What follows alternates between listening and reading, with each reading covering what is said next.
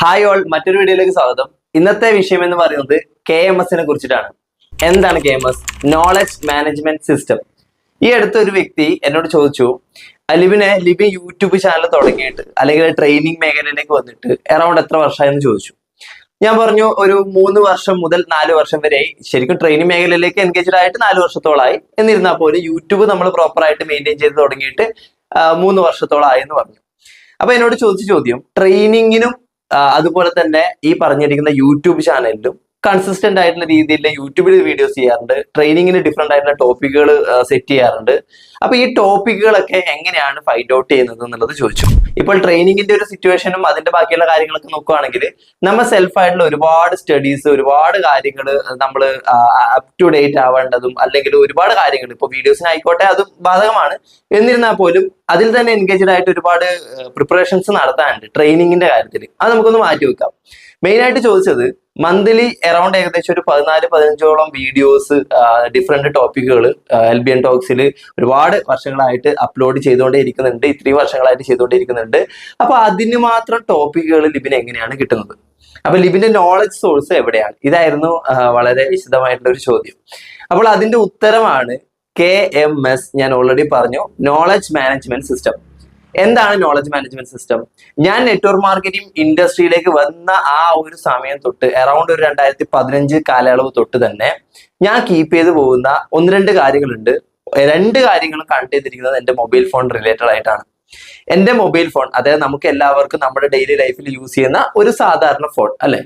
പക്ഷെ അത് സാധാരണ ഫോണല്ല, അതൊരു അസാധാരണ ഫോണാണെന്ന് പറയേണ്ടി വരും. കാരണം എന്ന് പറയുന്നത്, നമ്മളുടെ എല്ലാ കാര്യങ്ങളും നമ്മൾക്കൊന്ന് കോർഡിനേഷൻ ചെയ്യാൻ വേണ്ടി പറ്റുന്ന ഒരുപാട് കാര്യങ്ങൾ നമുക്ക് മൊബൈൽ ഫോൺ ത്രൂ ചെയ്യാൻ വേണ്ടി പറ്റും. നമ്മളുടെ ഫ്യൂച്ചർ എന്താവണം എന്നുള്ളത് പോലും നമുക്ക് മൊബൈൽ ഫോൺ വഴി തന്നെ നമുക്ക് പല കാര്യങ്ങളും ഷെഡ്യൂൾ ചെയ്യുന്നത് സ്റ്റാർട്ട് ചെയ്യാൻ വേണ്ടി പറ്റുമെന്നതാണ് ഞാൻ എൻ്റെ എക്സ്പീരിയൻസ് കൊണ്ട് മനസ്സിലാക്കുന്നത്. അപ്പൊ അത് ഒന്നുകൂടെ ഡീപ്പായിട്ടൊന്ന് നമുക്ക് നോക്കിക്കഴിഞ്ഞാൽ നിങ്ങൾ മനസ്സിലാക്കേണ്ട കാര്യം, നമ്മൾ നെറ്റ്വർക്ക് മാർക്കറ്റ് ഇൻഡസ്ട്രി നമുക്ക് ഒരുപാട് ഡാറ്റ കിട്ടുന്നുണ്ട്. തുടക്ക സമയങ്ങളിൽ ഒരുപാട് ഡോക്യുമെന്റ്സ് കിട്ടുന്നുണ്ട്, ലീഗൽ ആയിട്ടുള്ളതും അല്ലാത്തതുമായിട്ടുള്ള ഇൻഫർമേഷൻസ് കിട്ടുന്നുണ്ട്, ഒരുപാട് കാര്യങ്ങൾ നമുക്ക് കിട്ടുന്നുണ്ട്. ചോദ്യം ഇത്രേ ഉള്ളൂ, എത്ര പേർ ഇതൊക്കെ സേവ് ചെയ്ത് വെക്കുന്നുണ്ട്? ഞാൻ പറഞ്ഞല്ലോ, മൊബൈൽ ഫോൺ ത്രൂ ആണ് ഒരുപാട് കാര്യങ്ങൾ ഡെവലപ്പ് ആയത്. ഇന്നും ഇപ്പോഴും ഈ ഒരു ടോപ്പിക് പോലും എനിക്ക് കണ്ടെത്തി തന്നത് എന്റെ മൊബൈൽ ഫോൺ ആണ്, ഓൾഡ് ആയിട്ട് ഞാൻ സ്റ്റോർ ചെയ്ത് വെച്ച ഡാറ്റയിൽ നിന്നാണ്. അപ്പൊ നമ്മൾ മനസ്സിലാക്കേണ്ടത് ഇത് എങ്ങനെ ഷെഡ്യൂൾ ചെയ്യണം എന്നുള്ളതാണ്, എന്താണ് ഇതിന്റെ ഒരു വഴി എന്നുള്ളതാണ്. 2 കാര്യങ്ങളുണ്ട്. ഒന്നാമത്തെ കാര്യം എന്ന് പറയുന്നത് വാട്സപ്പ് ആണ്. രണ്ടാമത്തെ കാര്യം എന്ന് പറയുന്നത് മൊബൈൽ ഫോൺ ഗാലറിയാണ്. അതിപ്പം ഫോൺ സ്റ്റോറേജ് ആയിക്കോട്ടെ, നമ്മുടെ മെമ്മറി കാർഡ് സ്റ്റോറേജ് ആയിക്കോട്ടെ, ഇനി വേറൊരു ഹാർഡ് ഡിസ്കിലേക്ക് നമ്മൾ സേവ് ചെയ്ത് വെച്ച ഫയൽസ് ആണെങ്കിൽ പോലും ഇത് രണ്ടും ഒരുപോലെ തന്നെയാണ് പ്രാധാന്യം അറിയിക്കുന്നത്. വാട്സപ്പില് ഞാൻ നെറ്റ്വർക്ക് മാർക്കറ്റ് ഇൻഡസ്ട്രിയിലേക്ക് തുടങ്ങിയ ആ സമയം തൊട്ട് തന്നെ, അല്ലെങ്കിൽ യൂട്യൂബിലേക്കെല്ലാം ഒന്ന് ആക്റ്റീവായി തുടങ്ങിയ സമയം തൊട്ട് നമ്മളൊന്ന് നോക്കിക്കഴിഞ്ഞാൽ മനസ്സിലാവും, നമുക്ക് ഒരുപാട് ഇൻഫർമേഷൻസ്, ഒരുപാട് കാര്യങ്ങൾ, ഒരുപാട് ആളുകളുടെ എക്സ്പീരിയൻസ്, നമ്മൾക്ക് തന്നെ തോന്നുന്ന ഇടയ്ക്കിടക്കത്തെ പല രീതിയിലെ തോട്ട് പ്രോസസ്സ്, നമ്മളുടെ സെൽഫായിട്ടുള്ള അറിവുകൾ, നമ്മുടെ എക്സ്പീരിയൻസ്. എന്റെ ചോദ്യം ഇതാണ്, ഇതൊക്കെ നിങ്ങൾ ഫീഡ് ചെയ്ത് വെക്കാറുണ്ടോ? വാട്സപ്പിലേക്ക് നമ്മൾ മാത്രമുള്ള ഒരു ഗ്രൂപ്പ് ക്രിയേറ്റ് ചെയ്തിട്ട് അതിലേക്ക് ഒരു നോട്ടായിട്ട്, ഒരു വോയിസ് നോട്ടായിട്ട് വെച്ച് കഴിഞ്ഞാൽ അതിന്റെ റിസൾട്ടാണ് ഇന്ന് ഈ കാണുന്ന രീതിയിലുള്ള വീഡിയോസ്. എനിക്ക് പറയാനുള്ളത് അതാണ്. എന്നെ സംബന്ധിച്ചിടത്തോളം അത് വളരെ വാല്യുബിൾ ആണ്. എനിക്ക് പറയാനുള്ളത് അതാണ്. ഇന്ന് നിങ്ങൾക്ക് ഈ ഒരു കണ്ടന്റ് ഇട്ട് തരാൻ വേണ്ടി പോലുള്ള ആ ഒരു ടോപ്പിക്ക് എറൗണ്ട് ഏകദേശം 1.5 വർഷം ബാക്കിൽ സേവ് ചെയ്ത് വെച്ച ഒരു വോയിസിന്റെ അടിസ്ഥാനത്തിലാണ് വന്നത് എന്ന് പറയുമ്പോൾ നിങ്ങൾ അതിന്റെ ഒരു ഡെപ്ത് നിങ്ങളൊന്ന് ആലോചിച്ച് നോക്കുക. നിങ്ങൾക്ക് എത്ര പേർക്ക് ഇത് മനസ്സിലാവുമെന്ന് അറിയില്ല. നമുക്ക് വാട്സപ്പില് ഇപ്പൊ എന്റെ വാട്സപ്പ് ഒന്ന് നോക്കിക്കഴിഞ്ഞാൽ LBN എന്നുള്ള പേരിൽ LBN topics, LBN MLM, LBN contacts, LBN business, LBN future, അല്ലെങ്കിൽ LBN കമന്റ്സ്, അങ്ങനെ പല രീതിയിലുള്ള ഗ്രൂപ്പുകൾ കാണാൻ വേണ്ടി പറ്റും. ഇതിലെല്ലാം എന്താണ്, പല രീതിയിലെ ഇൻഫർമേഷൻസ്, പല കാര്യങ്ങളുണ്ട്. നമ്മൾ ഒരു കാര്യം മാത്രം ശ്രദ്ധിച്ചാൽ മതി, ചാറ്റ് ബാക്കപ്പ് കറക്റ്റ് ആയിട്ട് ഒരു Gmail അക്കൗണ്ടിലേക്ക് കൂടെ കൊടുക്കുക. ചാറ്റ് ബാക്കപ്പ് ഡെയിലി എന്നുള്ള രീതിയിൽ വാട്സപ്പിൽ ഷെഡ്യൂൾ ചെയ്ത് വെക്കുക. അങ്ങനെയാണെങ്കിൽ ഒരു ഡാറ്റയും നമുക്ക് മിസ്സായി പോവില്ല. ബാക്കപ്പ് ആവുന്നുണ്ടോ എന്നുള്ളത് ഇടയ്ക്കിടയ്ക്ക് ചെക്ക് ചെയ്യേണ്ടത് അനിവാര്യമാണ്. അങ്ങനെയാണ് നമ്മുടെ ഫോൺ പോയാൽ പോലും, വാട്സപ്പിന് എന്തെങ്കിലും പറ്റിയാൽ പോലും മെയിൽ വഴി നമുക്ക് അതിന്റെ ചാറ്റ് ബാക്കപ്പ് എടുക്കാൻ വേണ്ടിയിട്ട് നമ്മുടെ ഡാറ്റ എല്ലാം സെക്യൂർ ആക്കാനും നമുക്ക് പറ്റുന്നുണ്ടാവും. അപ്പോൾ ഈ രീതിയിൽ നോളജ് മാനേജ്മെന്റ് സിസ്റ്റത്തിന്റെ ഭാഗമായിട്ട് വാട്സപ്പിന് ആരൊക്കെയാണോ ഫലപ്രദമായിട്ട് കൈകാര്യം ചെയ്തത് അവർക്ക് ഹ്യൂജ് ഒരു നോളജ് സോഴ്സ് തന്നെ കിട്ടുന്നുണ്ടാവും. അതൊരിക്കലും മിസ്സാവാത്ത രീതിയിൽ നിങ്ങളുടെ കയ്യിൽ തന്നെ ഉണ്ടാവും. രണ്ടാമത്തെ കാര്യമാണ് മൊബൈൽ ഫോണിന്റെ ഗാലറി സിസ്റ്റം, അല്ലെങ്കിൽ നമ്മുടെ ഫോൺ സ്റ്റോറേജ്, അല്ലെങ്കിൽ നമ്മുടെ പെൻഡ്രൈവ്, ഹാർഡ് ഡിസ്ക് എന്നും നമുക്ക് ഗാലറിയോട് ഉപയോഗിക്കാം. ഗാലറിയിൽ എന്താണ്, വാട്സപ്പിൽ നമുക്ക് എന്താ പറയാ, ടെക്സ്റ്റുകൾ രേഖപ്പെടുത്താം, വോയിസുകൾ രേഖപ്പെടുത്താം അല്ലെ. ഇതിനൊക്കെയാണ് വാട്സപ്പ് മെയിൻ ആയിട്ട് യൂസ് ചെയ്യുക. ചില ഫോട്ടോസ് കാര്യങ്ങളെല്ലാം നമുക്ക് സ്റ്റോർ ചെയ്ത് വെക്കാമെങ്കിൽ പോലും വാട്സപ്പ് മെയിൻ ആയിട്ട് ഞാൻ യൂസ് ചെയ്തിട്ടുള്ളത് ടെക്സ്റ്റുകളും വോയിസ് നോട്ടുകളൊക്കെ ശേഖരിച്ച് വെക്കുന്നതിന്റെ ഭാഗമായിട്ടാണ്. എന്റെ അറിവുകൾ ഞാൻ തന്നെ അവിടെ ഫീഡ് ചെയ്ത് വെക്കുന്നതിന്റെ ഭാഗമായിട്ടാണ്. ചില സമയങ്ങളിലെ ചില തോട്ടുകൾ, ചില ആശയങ്ങൾ, അത് ഭയങ്കര ഡെപ്താണ്, ഭയങ്കര വാല്യുബിൾ ആയിട്ടുള്ള കാര്യങ്ങളായിരിക്കും, അത് ഫീഡ് ചെയ്ത് വെക്കുന്നതിന്റെ ഭാഗമായിട്ടാണ്.